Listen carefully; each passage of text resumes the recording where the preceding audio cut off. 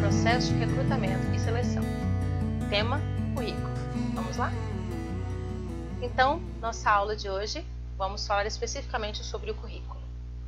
Recrutamentos são procedimentos utilizados para atrair candidatos potencialmente capazes para a vaga existente na empresa.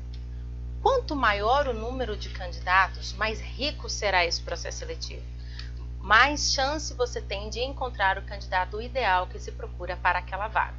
Por isso, as empresas normalmente divulgam as suas vagas de uma forma bastante abrangente, porque elas querem ter a maior capacidade possível de escolher o melhor candidato para aquela vaga específica.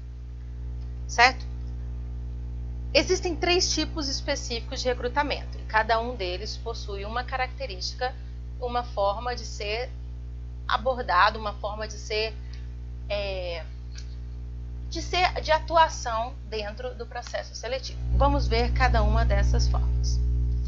O recrutamento interno, quando ele é realizado dentro da própria empresa, ou seja, entre os funcionários. Por exemplo, abrir uma vaga de gerente, e prefere-se que os funcionários que já atuam dentro da empresa, que já são funcionários da empresa, que conhecem a estrutura da empresa, atuem numa vaga desse nível de importância. Normalmente as empresas trabalham dessa forma com cargos de gerência e de gestão, a não ser quando já se tem especificamente uma pessoa indicada para aquela vaga.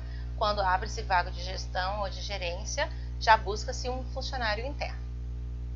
Também tem o recrutamento externo, que é feito fora da empresa. A principal vantagem é a contratação de pessoas com novas ideias e novas formas de trabalhar. Aquele conhecido sangue novo. Aquela pessoa que tem ânimo diferente, que está chegando na empresa a todo vapor e que quer mostrar serviço, que quer mostrar trabalho. Aí temos também o processo misto, quando há um recrutamento interno primeiro e depois, quando não há preenchimento de vagas, eu pego o recrutamento externo e coloco ele para funcionar.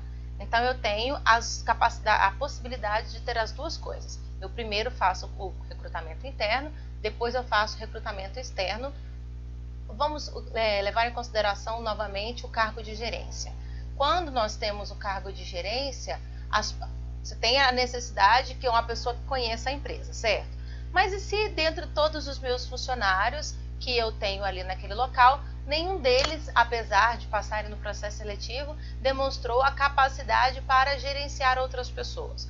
Porque o cargo de gestor, o cargo de gerência, ele não é somente para gerir processos ou para organizar administrativamente, mas ele gere pessoas. Então eu preciso de um perfil específico, um perfil de líder, e não necessariamente aquele funcionário que é competente, que é eficaz naquilo que ele faz, ele tem a capacidade de gerir os seus colegas. Muitas vezes a capacidade que aquele profissional tem está exclusivamente na sua atuação específica com o papel, com o computador, com os números, com as tabelas, com a sua área administrativa, mas não em gerir pessoas, não em liderar outras pessoas. São características muito diferentes, muito específicas. Cada uma tem uma área de prevalência diferente da personalidade. Cada personalidade tem características completamente diferentes, uma pessoa que gere outras pessoas e uma pessoa que gere somente a si mesma. Eu posso inclusive ter uma pessoa que gere muito bem outras pessoas, que é um ótimo gestor,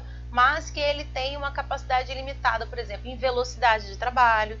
Ele consegue ser um ótimo técnico, que a gente coloca entre aspas, né? Como se ele... Imagina um técnico de futebol.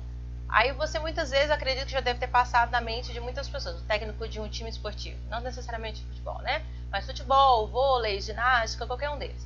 Você olha e você pensa, mas essa pessoa gordinha, velhinha, baixinha, como ele pode fazer os seus atletas terem um desempenho tão alto? Muitas vezes a pessoa não tem a capacidade física de fazer aquilo, mas ela tem completo entendimento da anatomia, no caso do atleta, da anatomia, do que a pessoa precisa fazer para chegar no seu ápice. E muitas vezes acontece assim também com o gestor. Eu tenho a capacidade de impulsionar as pessoas para o seu melhor, mas quando eu vou fazer, alguma coisa me prende e eu não consigo fazer daquela mesma forma.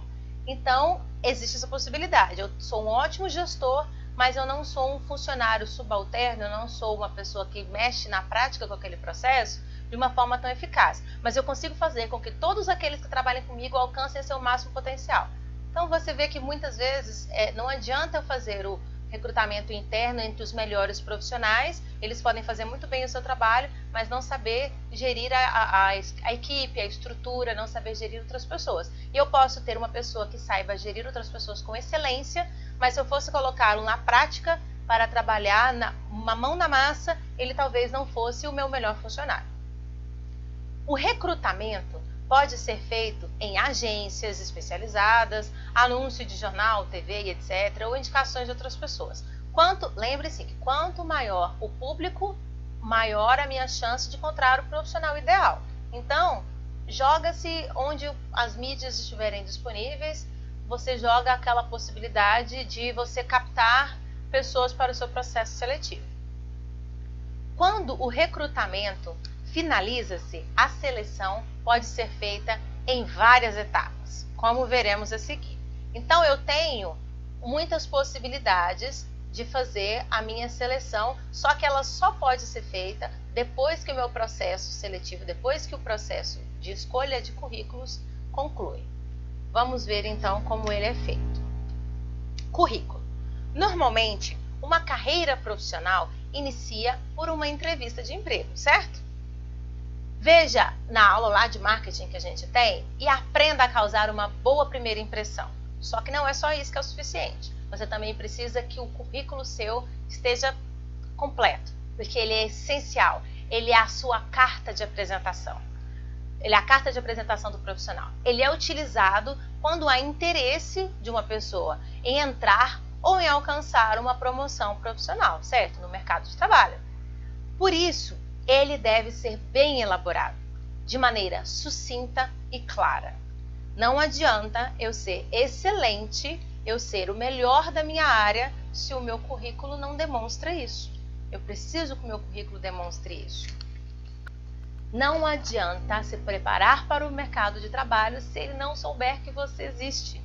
Se ele não souber das suas características, das suas qualidades.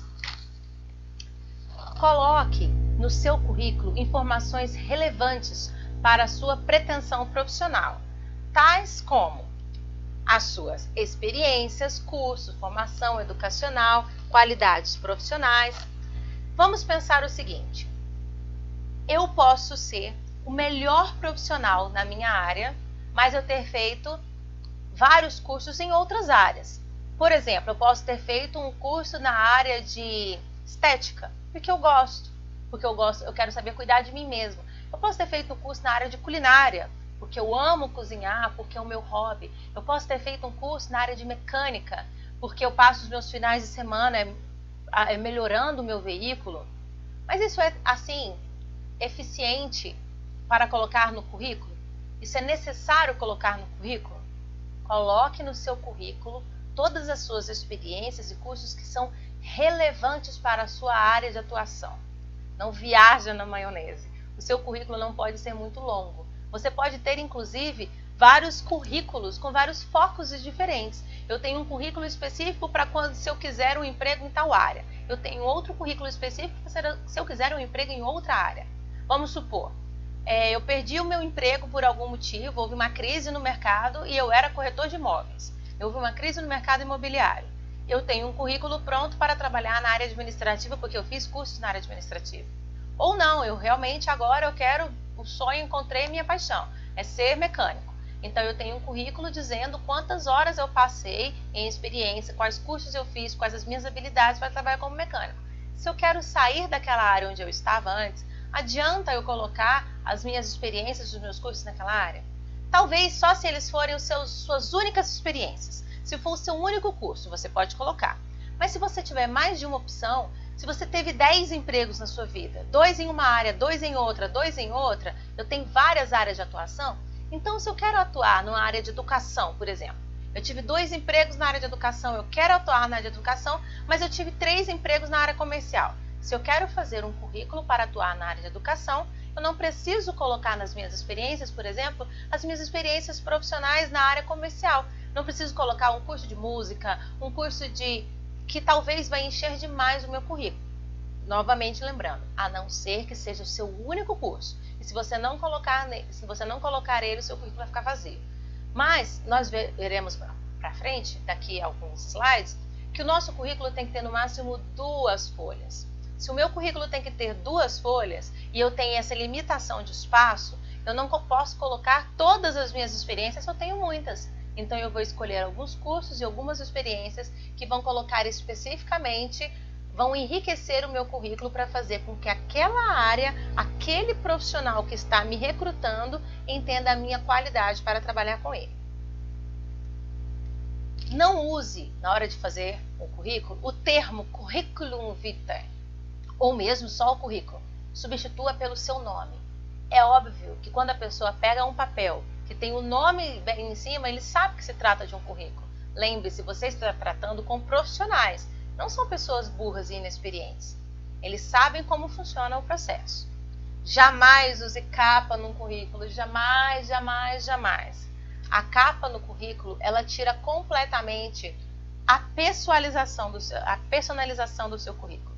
Ele passa a ser mais um entre tantos. E ele tem na sua frente ali, a pessoa vai ter na sua frente uma folha em branco. O que a gente busca num currículo quando você vai fazer a análise de um currículo? Eu quero bater o olho naquela folha e eu quero identificar ali logo de cara as principais coisas que eu estou procurando. Por exemplo, a data de nascimento da pessoa, a formação, se ela mora longe, se ela mora perto da empresa. Então eu não posso bater o olho e ver uma capa em branco com um nome na frente ou com, pior ainda, algo escrito simplesmente currículo. Não se usa nunca capa em um currículo. Currículo com foto somente quando solicitado na vaga. Vamos imaginar que você está querendo fazer parte de uma seleção para modelo. É importante ter uma foto? Com certeza. Para um apresentador de televisão, é importante ter foto na capa do seu currículo? Absolutamente sim. Mas e se eu estiver fazendo o processo seletivo para trabalhar como recepcionista, como secretário, telefonista, como qualquer outra área de administrativo? Se eu procuro trabalhar em qualquer outra área administrativa, não é interessante eu colocar foto no meu currículo. Porque eu posso causar, dentre várias coisas, um preconceito antes que a pessoa me conheça. E se você não conhece aquela pessoa que está fazendo o seu recrutamento? E se ela não gosta do seu biotipo por um trauma de infância? Já pensou se ele teve um ex-namorado ou uma ex-namorada muito parecida com você, olha na foto e já não quer te nem chamar para entrevista? Então, evite fotos a não ser que seja solicitada a foto no currículo. Use papel sulfite branco, comum, e que tenha no máximo 2 folhas o currículo. O que é o papel sulfite? Papel sulfite é aquele papel que a gente conhece até às vezes pelo nome da marca. Aquele papelzinho branco, normal, de escritório, do tamanho A4.